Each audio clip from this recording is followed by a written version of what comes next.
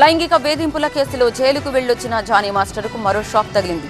Tollywood choreographers association కు అధ్యక్షుడిగా ఉన్న జానీకి తెలియకుండానే ఆదివారం ఎన్నికలు నిర్వహించి కొత్త అధ్యక్షుడిని ఎన్నుకున్నారు.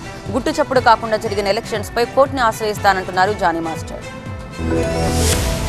టాలీవుడ్ కొరియోగ్రాఫర్స్ అసోసియేషన్ ఎన్నికలు వివాదానికి దారితీశాయి. టాలీవుడ్ కొరియోగ్రాఫర్స్ అసోసియేషన్ కు 2023లో అధ్యక్షుడిగా ఎన్నికయ్యారు జానీ మాస్టర్.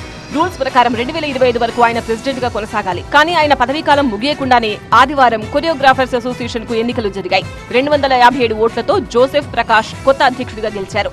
జోసెఫ్ గతంలో 3 సార్లు అసోసియేషన్ కు ప్రెసిడెంట్ గా పనిచేశారు. టాలీవుడ్ కొరియోగ్రాఫర్స్ అసోసియేషన్ కు కొత్త అధ్యక్షుడిని ఎన్నుకోవడంతో జానీ సభ్యత్వాన్ని రద్దు చేశారంటూ ప్రచారం జరిగింది.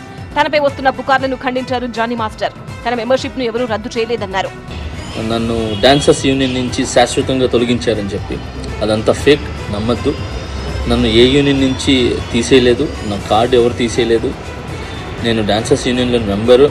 ఏదైతే ఈ ఎలక్షన్స్ నిన్న జరిగినాయో ఈ లీగల్గా నేను ఫైట్ చేస్తున్నాను.